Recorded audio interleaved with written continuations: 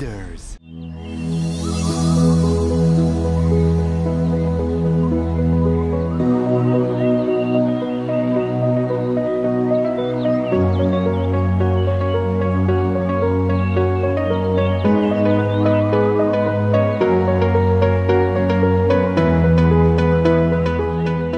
Peut-être commencer par l'événement par lequel je termine l'actualisation de l'édition américaine du livre qui va sortir chez Columbia au mois d'avril, qui est ce qu'on appelle désormais la vaporisation de Qassem Soleimani, puisque vous savez que parfois maintenant des petits avions, un peu comme celui que j'ai pris, mais qui partent à l'heure et qui arrivent à l'heure, qui sont des drones, aujourd'hui ont transformé très profondément le système international et le président d'un État, sans déclarer la guerre, donc sans demander au Congrès des crédits militaires, peut désormais tuer le dignitaire ou le numéro 2 ou un bis d'un État avec lequel il n'est pas en guerre, sur le territoire d'un autre avec lequel il n'est pas du tout en guerre et dont il contrôle bien une partie de l'administration.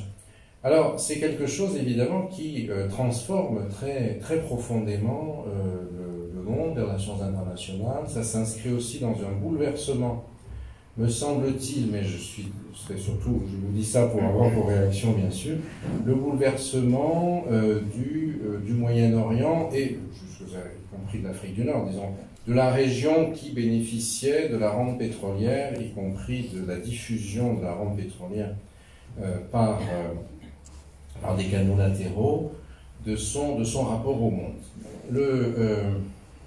J'ai l'impression, c'est un peu le postulat de ce livre, que au fond, nous sommes à un moment où l'ère qui s'est ouverte lors de la guerre d'octobre, que vous appellerez Ramadan ou Kippour selon vos préférences religieuses, 1973, et qui avait vu la montée en flèche des prix du pétrole, qui était devenu donc une arme entre les mains de l'Arabie Saoudite, qui avait donc permis de créer une sorte d'espace de centre de l'islam politique que les Saoudiens dominaient jusqu'à ce qu'en 1979, avec la révolution iranienne, il y ait un concurrent pour l'hégémonie sur cet espace de sens, puis les vicissitudes des différentes phases du djihad, les soulèvements arabes eux-mêmes assez rapidement pris en otage dans certaines composantes par le djihadisme troisième génération.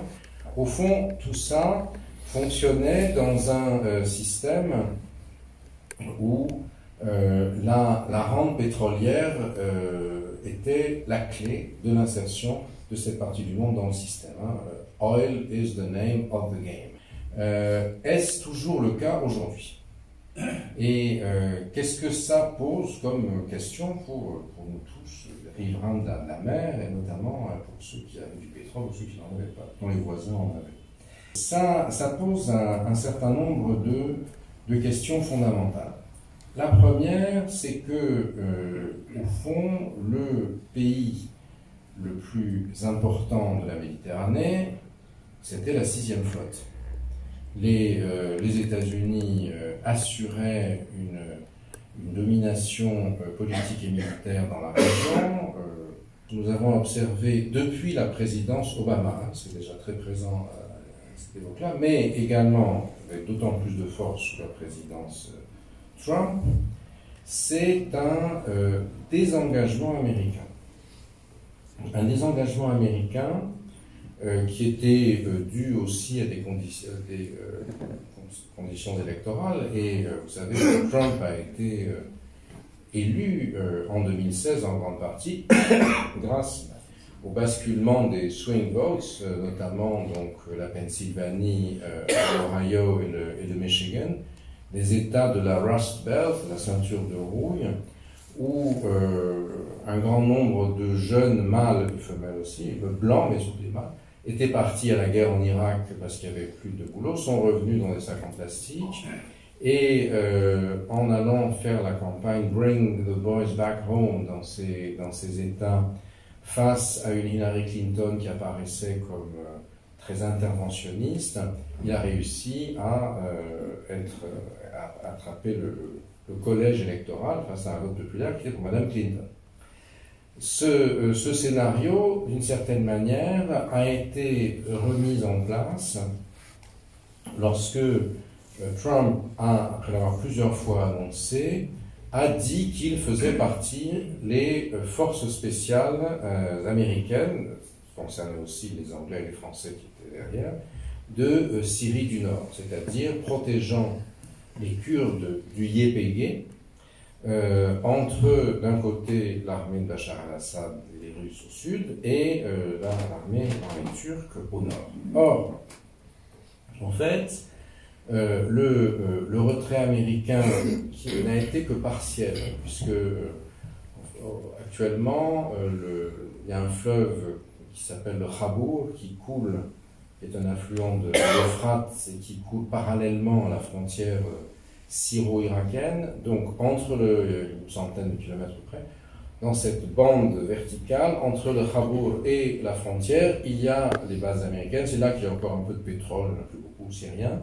Les Kurdes se sont retirés, mais les Turcs ne sont pas entrés dans toute la zone frontière qu'ils souhaitaient contrôler, puisqu'ils se sont heurtés au fait qu'a émergé un autre protecteur des Kurdes, qui est la Russie de Poutine. L'essentiel des dirigeants kurdes avaient fait leur classe au KGB autrefois, à Moscou, à l'université Patrice Lumumba et ailleurs.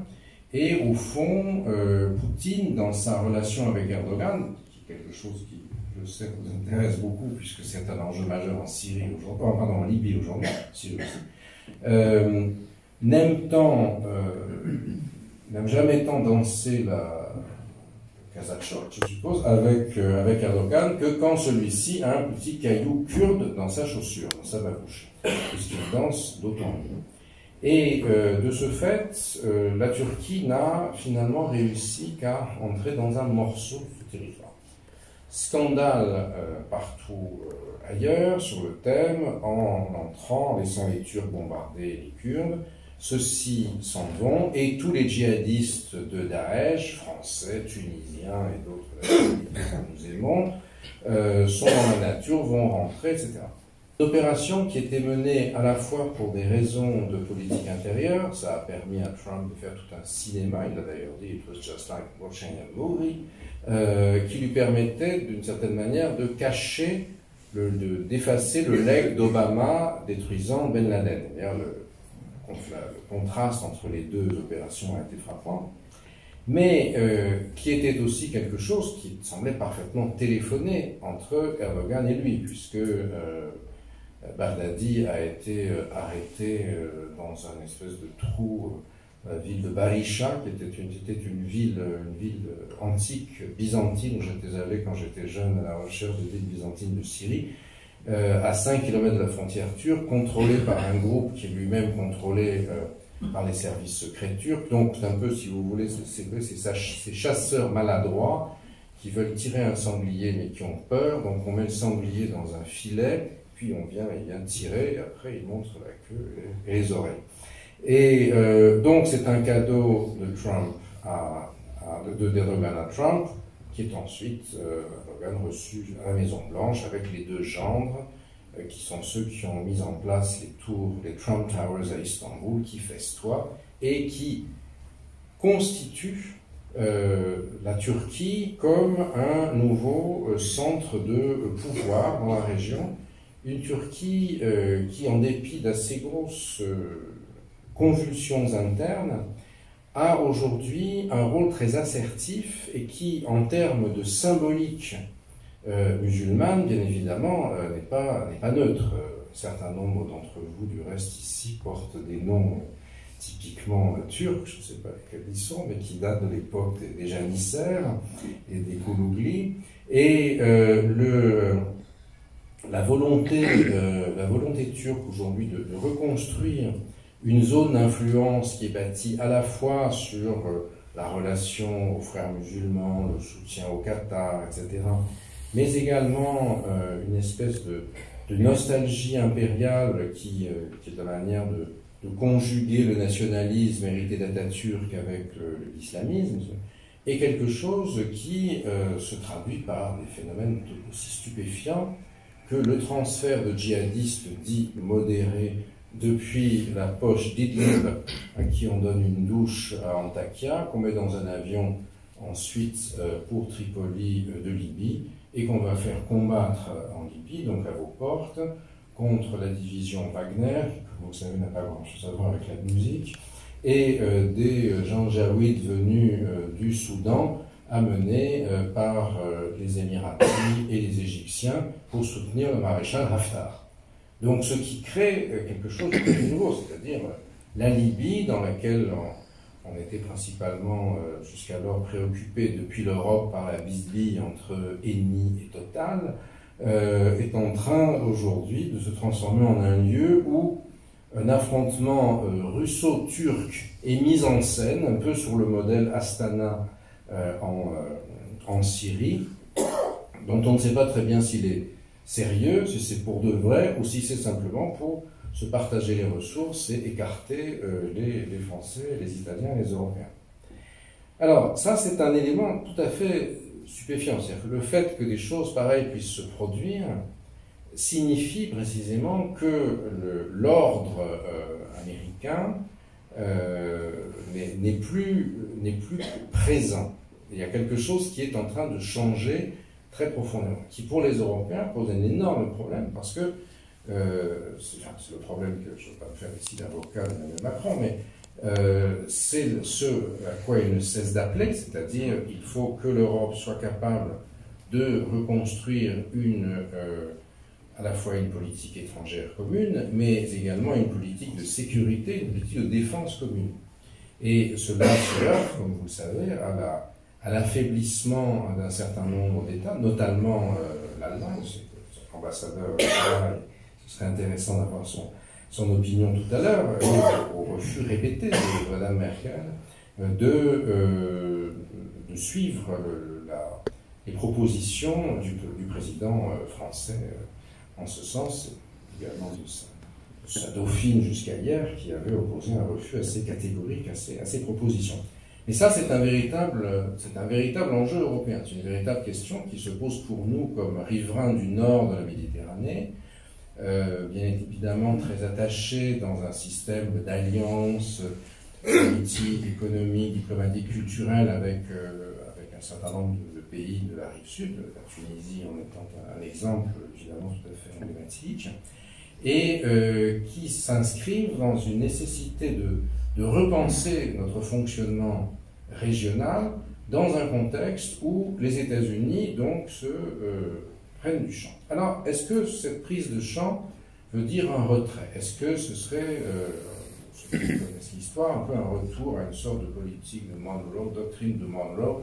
On ne s'intéresse qu'au continent américain sud et nord, le reste, on s'en fiche, il n'y a que des coups à prendre. En fait, non.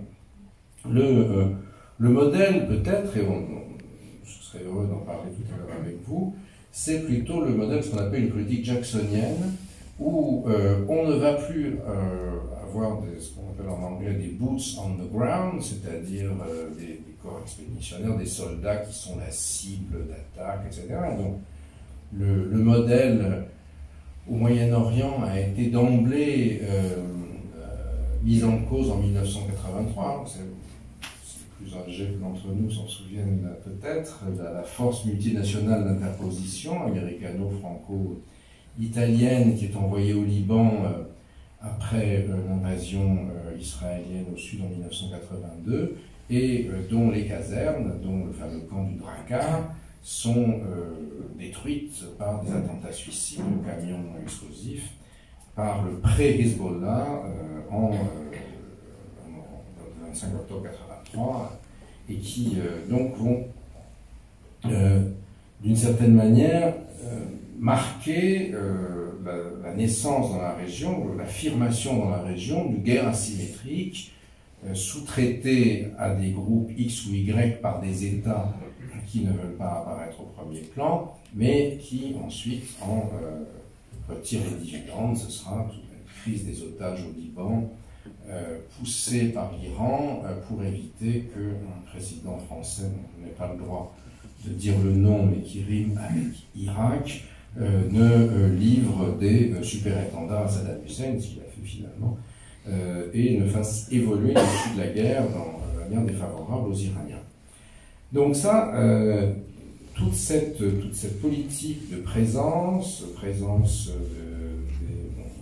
des porte-avions, de présence militaire, en Irak par exemple, ça s'est posé encore tout récemment, est aujourd'hui l'objet d'un grand point d'interrogation. Est-ce que ça vaut la peine pour les États-Unis d'aller se battre? Est-ce que c'est un élément de l'expression de leur puissance? Ou est-ce que le monde des drones et le monde de la frappe jacksonienne ciblée, en s'émancipant des règles établies dans le système international après la création de l'ONU, après la fin de la Seconde Guerre mondiale, est-ce que c'est quelque chose qui est aujourd'hui ce à quoi on doit s'attendre? Et comment y réagir? Alors, j'ai évoqué tout à l'heure la manière dont Baghdadi a été liquidé. Bon, ça n'a pas suscité des larmes chez beaucoup de gens, mais l'opération, en termes de droit international, pose un certain nombre de questions. Enfin, en tout cas, elle est emblématique d'une transformation des règles. Plus encore, la liquidation, la vaporisation de Qasem Soleimani et de Abu Mahdi al-Muhandis, son bras droit parmi les milices chiites irakiennes, le 2 ou le 3 janvier, ça dépend si vous parlez des États-Unis ou de Bagdad, en rétorsion à plusieurs éléments qui là aussi nous importent. Le premier, c'est justement, si on revient à la question pétrolière globale, la crise ouverte par le retrait du JCPOA, enfin du traité permettant à l'Iran de refaire du commerce à condition de cesser l'enrichissement de l'uranium, dont Trump se retire en mai 2018, alors que son nouveau secrétaire d'État, Mike Pompeo, commence déjà, je l'ai mentionné dans le livre, c'est traduit, à attaquer assez violemment Qasem Soleimani, qui est ciblé dès ce moment-là. Je vais essayer de le retrouver, parce que comme ça j'aurai l'air sérieux. Donc, qui explique Soleimani a bénéficié du JCPOA et he used house money, c'est-à-dire il a utilisé l'argent donné par la Chambre des représentants to pay with blood money, pour en faire un argent sanglant, et c'est comme ça qu'il a reconstruit cette espèce d'empire de Cyrus qui s'étend des confins occidentaux de l'Afghanistan jusqu'à Tartous en Syrie et le Liban Sud et Beyrouth Sud de la Méditerranée. Pourquoi est-ce que l'Iran a construit cette espèce d'empire chiite, c'est celui qui est en jaune sur cette carte-là? C'est entre autres pour pouvoir taper sur Israël. Et à partir du Hezbollah, qui a eu cette fonction principalement, de pouvoir lancer des missiles sur le nord d'Israël, s'assurant ainsi, enfin, contractant ainsi une sorte d'assurance vie, si vous voulez. Le deal étant, si les Américains s'amusent à envoyer les avions de la base d'El Odeid au Qatar pour vitrifier telle ou telle ville iranienne, des batteries de missiles vont tuer quelques milliers d'Israéliens en rétorsion en même temps. Ils ne pourront pas l'empêcher et aucun président américain ne va prendre le risque qu'il y ait quelques milliers d'Israéliens tués, même si en contrepartie il y a des dizaines de milliers d'Iraniens tués. Donc cette stratégie iranienne qui passe, qui est passée par le soutien au régime de Bachar el-Assad, dont Soleimani a été le principal architecte, en faisant venir une infanterie et des milices des Hazaras chiites d'Afghanistan, des chiites d'Irak, du Pakistan, du Hezbollah évidemment et autres, pour suppléer à la déficience de l'infanterie de Bachar al-Assad, qui est passé aussi par le contrôle accru sur l'Irak, alors pays qui, jusqu'à une période récente, était, alors que les Iraniens et les Américains se battaient partout, qui était une sorte de condominium, curieux condominium irano-américain. Condominium un peu sur le modèle du pâté d'Alouette, c'est-à-dire 85% iranien et 15% américain. Quand je suis allé pour ce livre en Irak en avril 2018, et vu les conditions de sécurité, j'avais été logé grâce à mon ami Farid Yassine, qui est maintenant ambassadeur à Washington, dans la résidence du Premier ministre, enfin la résidence des hôtes du Premier ministre, Qasr Deof.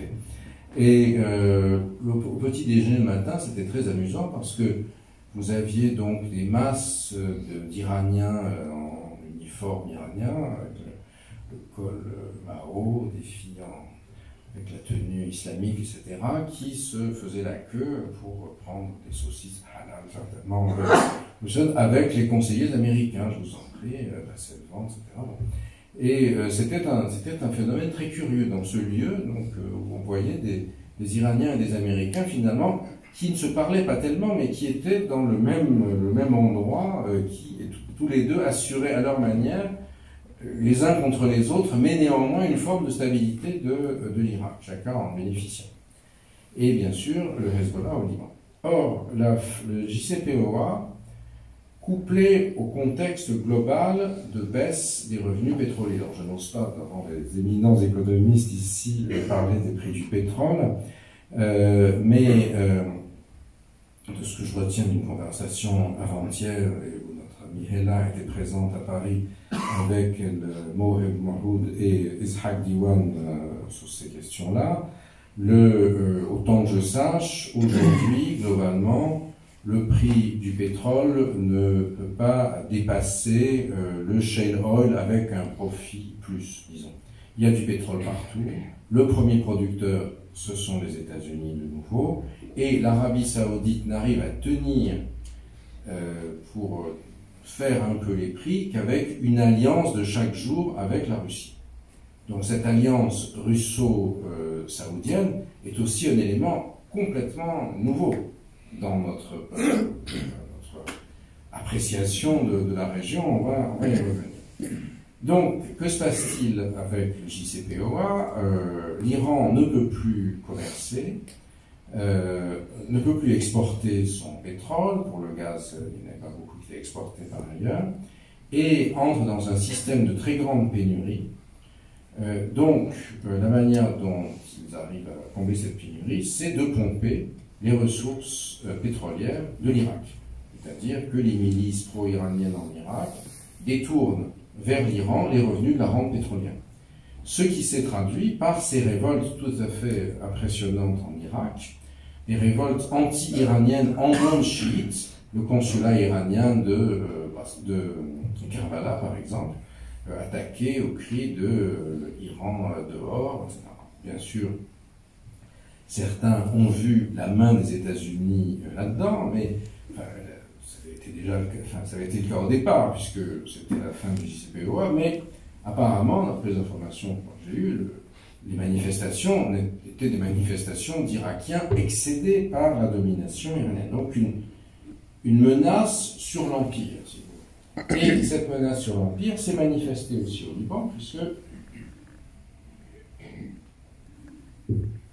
le Hezbollah, n'ayant plus les moyens de redistribuer des fonds iraniens à la population chiite du Sud, le grand mouvement anti-corruption, anti-élites qui n'ont pas bougé depuis 50 ans, anti-famille notabilière, etc., qui commence dans le nord, dans les régions sunno-chrétiennes, se prolonge également dans le sud, dans les régions chiito-chrétiennes, si j'ose dire, chiito-chrétiennes. Donc, on a là cette mise en cause de la capacité à ce qu'un ordre iranien construise cette espèce de croissance chiite, si vous voulez.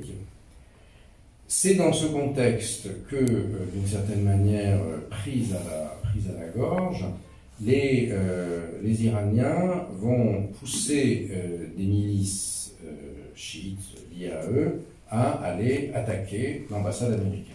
Alors, il n'y a pas eu de prise d'otage, mais il a fallu entrer dans la zone verte. La zone verte est contrôlée par les forces du Premier ministre, qui est auvergnat, comme vous le savez, et qui depuis a démissionné. Et donc, évidemment, il l'a fait sur instruction iranienne. Et ça s'est traduit par une réaction violente de Donald Trump à usage interne et externe, c'est-à-dire la liquidation de Soleimani.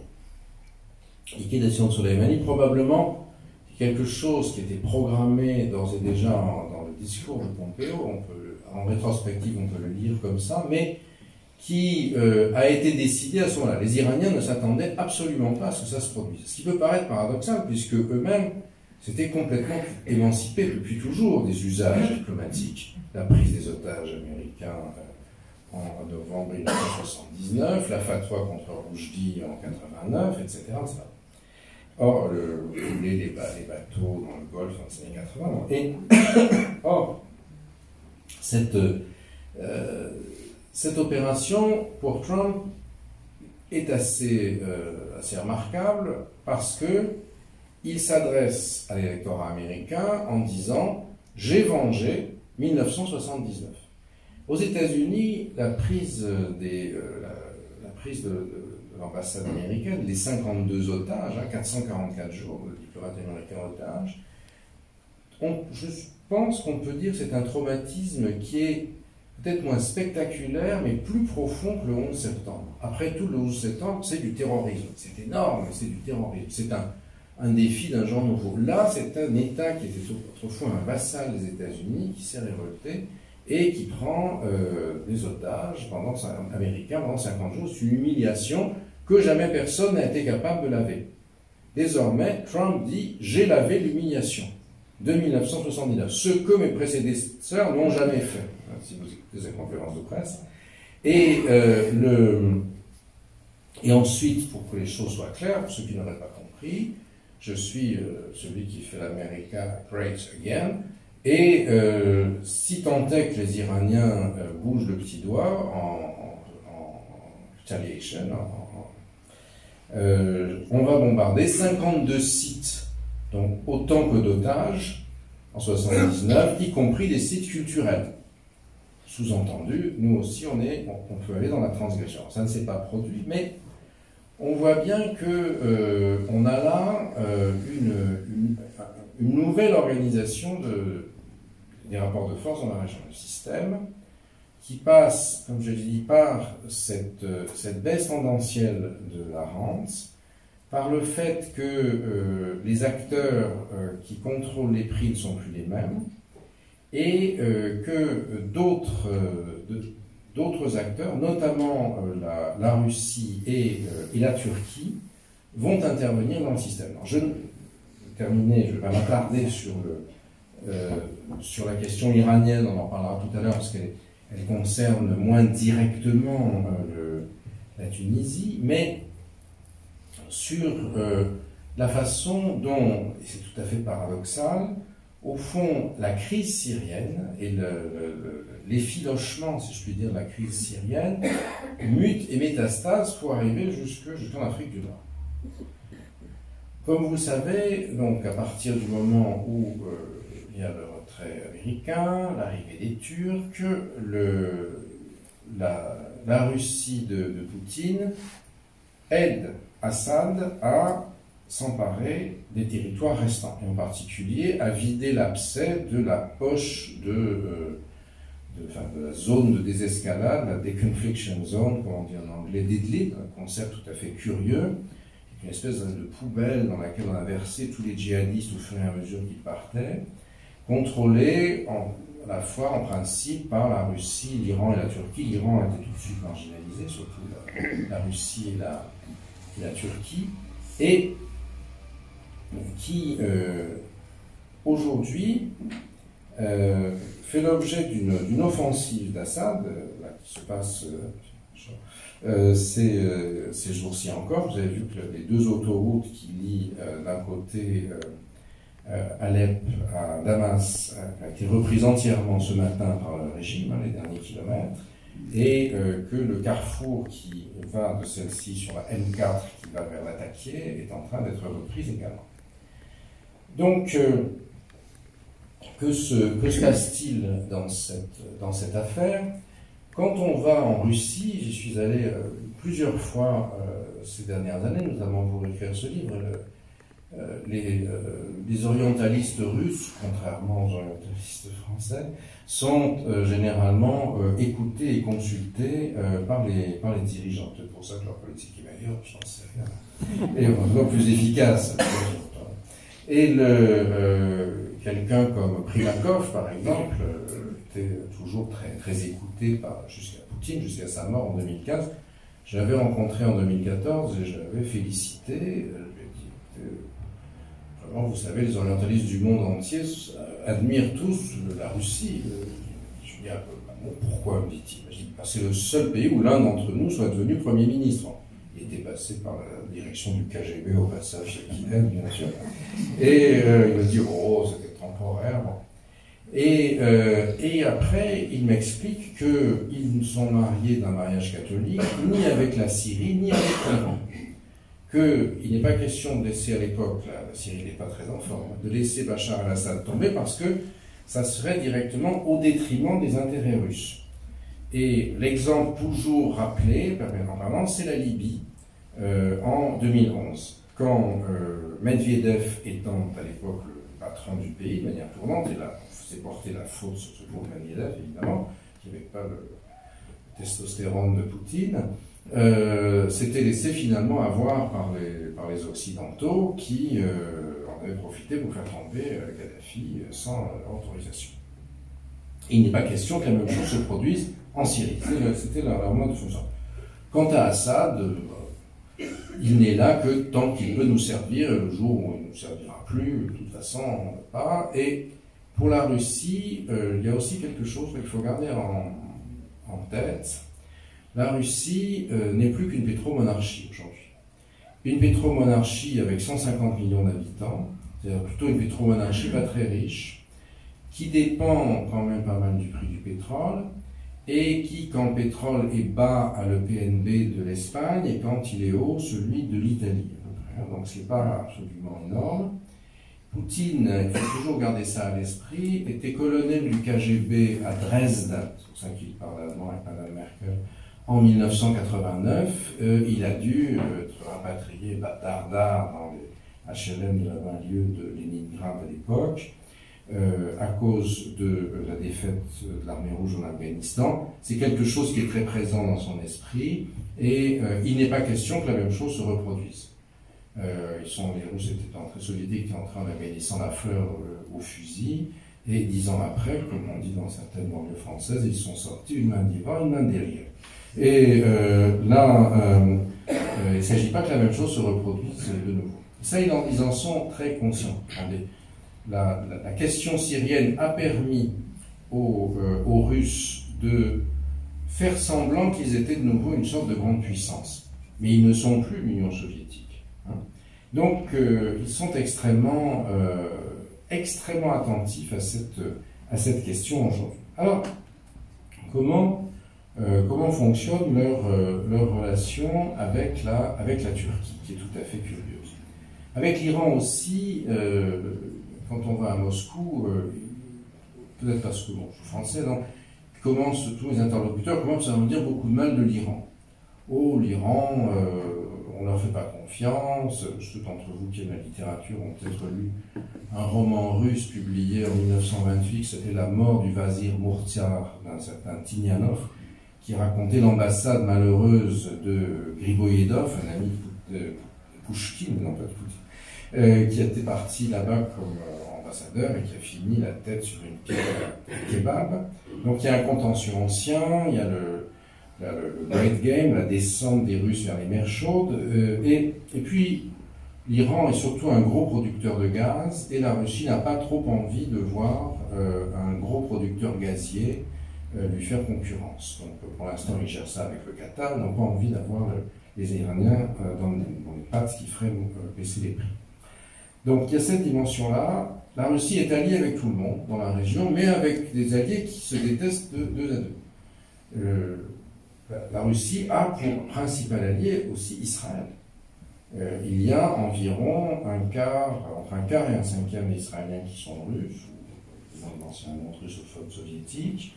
Poutine considère qu'Israël fait partie de l'espace russe. Bibi Netanyahou, enfin les Israéliens, déjà Netanyahou, n'ont jamais reconnu l'annexion de la Crimée. Et chaque année, le 9 mai, Bibi est sur la place rouge, a admiré la parade, discuté avec Poutine. En 2018, l'Iran a envoyé une salve de missiles sur le Liban quand il revenait. Ils ont fait décoller autant d'avions israéliens que lors de la guerre d'octobre 1973. Et le lendemain, pour anéantir les bases iraniennes en Syrie. Et le lendemain matin, Lavrov a dit: nous sommes reconnaissants le droit d'Israël à se défendre, nous sommes pour la paix dans la région. Ça. Donc tout ça c'est un jeu, si vous voulez, c'est un jeu sur le très court terme qui s'est traduit dans la relation russo-turque à des hauts et des bas. Hein.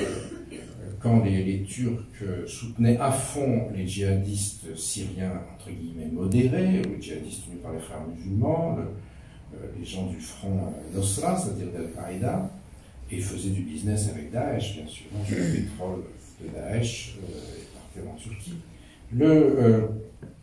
La relation était tendue, un avion russe qui bombardait des djihadistes a été accroché par la DCA syrienne, la DCA turque, en fin 85, c'était fin 2015, après l'arrivée sur la base russe de Khmeimim, de la force russe. Donc c'était la relation très mauvaise.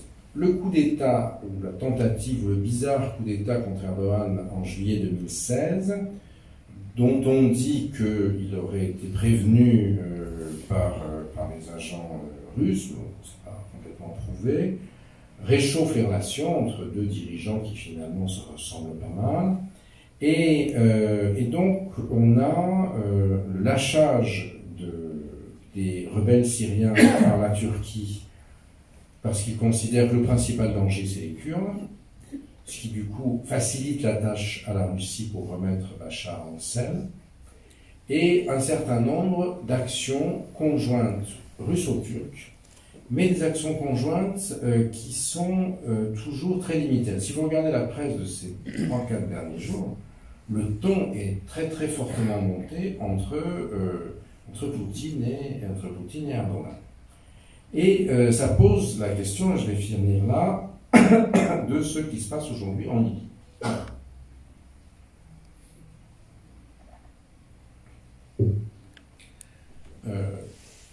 La Russie, alliée en ce sens à l'Arabie Saoudite, à l'Égypte et aux Émirats, soutient très nettement le maréchal Haftar. Et récemment, donc, les éléments des miliciens russes qui ont une véritable force d'impact, hein, qui sont bien entraînés, qui ont des armes lourdes, qui font des dégâts, sauf contre les Américains, mais enfin, en Libye, ils vont faire beaucoup, dans la fameuse division Wagner, a débarqué du côté de Benghazi. Par ailleurs, au fur et à mesure que la pression sur la poche d'Idlib se renforce, c'est-à-dire que l'armée de Bachar, avec des bombardements massifs russes sur les populations civiles, les hôpitaux, etc., pousse les gens à fuir, et qu'un certain nombre traversent la frontière turque, Erdogan envoie les militants et si possible les djihadistes qu'il peut en Libye, côté Fayez Sarraj, côté Tripoli, donc juste pas loin de Ben Gradam, pour théoriquement se faire tuer ou se battre contre Haftar. On connaît les histoires depuis une trentaine d'années de djihadistes qu'on envoie se faire tuer ailleurs. La plupart d'entre eux sont ensuite revenus, enfin un certain nombre d'entre eux sont ensuite revenus pour mordre les mains qui les avaient nourris. Et surtout, on fait des ravages dans la région. Donc, en étant tunisien, effectivement, je pense qu'on peut être aujourd'hui légitimement préoccupé par la situation dans le pays voisin. Alors, la première question, c'est s'agit-il d'une guerre pour de vrai? C'est-à-dire, est-ce que il va y avoir un affrontement massif entre les forces soutenues par les Russes et les forces soutenues par les Turcs, avec la possibilité d'extension à travers la frontière tunisienne ou algérienne? Les Algériens sont extrêmement perturbés par cette question aussi, et donc n'ont pas de passion pour le maréchal Haftar, mais sont également des clients des Russes. Et vous savez que l'amiral est là, elle pourra le confirmer, ça, je pense, l'Algérie est en train d'acquérir des sous-marins à la Russie, une chose qui est tout à fait nouvelle et qui est en train de changer les équilibres de la sécurité maritime dans l'ouest de la Méditerranée. Ou bien alors, est-ce qu'il ne s'agit finalement que de show, et est-ce que Russes et Turcs sont là pour se partager, si possible, les champs pétrolifères? C'est plus Eni et Total, mais ce sera Gazprom ou Rosneft contre, je ne sais comment s'appelle, la société pétrolière turque. C'est une question qui n'est pas complètement sûre encore, mais qui pose d'énormes problèmes de sécurité, et qui ont été encore aggravés par la publication d'une espèce de plan de réorganisation des zones maritimes en Méditerranée, à la fois orientale mais aussi occidentale, enfin centrale, qui crée une zone qui va de la Turquie vers la Libye, et dans lesquelles l'exploitation du gaz, évidemment, qui est une ressource très importante désormais, irait à la Turquie et à la Libye, la bonne Libye du point de vue des Turcs, au détriment des intérêts notamment des Grecs et des Chypriotes, ce qui fait que les Grecs ont reçu Haftar, le Premier ministre Constantin Mitsotakis est venu à Paris, très bien reçu il y a quelques semaines, etc. Bon, il y a quelques jours. Donc on est ici dans une vraie question sur la manière dont les choses se jouent. La Libye est aussi un très angoissant pour les Européens, parce que ça veut dire éventuellement, si la guerre s'aggravait, la reprise de migrations illégales.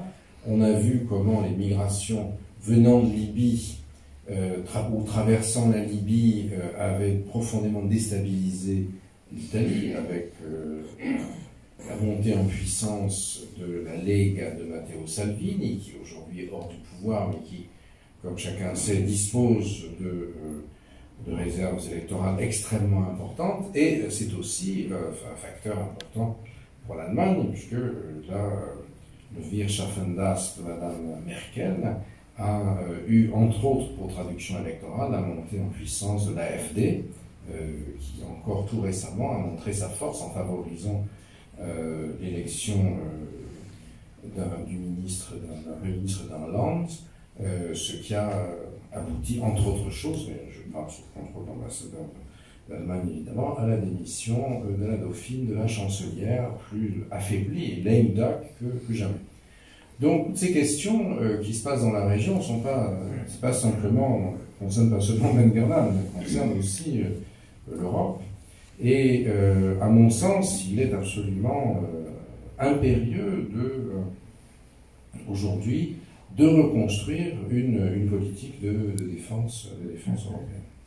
Alors, je termine en vous disant un petit mot de la façon dont les modestes universitaires que nous sommes essayent de contribuer à ces questions. Certains d'entre vous le savent, ils sont déjà venus. Nous organisons chaque été, à la fin du mois d'août, à Lugano, en Suisse. Suisse était un pays qui était, vous savez, créé par Allah pour réconcilier les gens qui ne se parlent pas. Ils en profitent pour manger du chocolat en Suisse. Si ça ne suffit pas, il y a aussi la pharmacopée bâloise. Et donc, cette année, nous allons avoir notamment, alors on a une semaine pendant laquelle on fait venir à peu près 150 jeunes gens qui viennent, qui sont, qu'on appelle dans notre jargon, des young change makers, c'est-à-dire ils ont déjà fait quelque chose et un avenir, qui vont dans une zone qui va de l'Iran au Maroc, et la Tunisie a toujours été très bien représentée.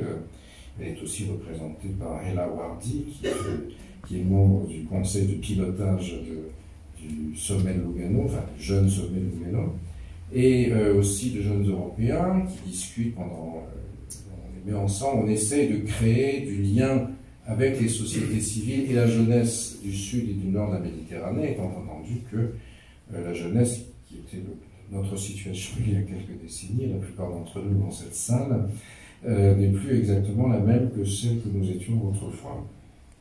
Donc ça nous semble un enjeu très, très important. Et à la fin, donc, il y a un forum où il y a des adultes in the room qui s'adressent aux jeunes. Parmi les thèmes que nous voudrions retenir cette année, il y a justement la sécurité maritime en Méditerranée. On serait très heureux que l'amiral accepte de revenir cette année, mais il y aura aussi d'autres à la fois responsables maritimes des pays du Nord, des sponsors comme Naval Group, Fincantieri, etc. Donc c'est aussi l'occasion pour eux de se réconcilier à Lugano.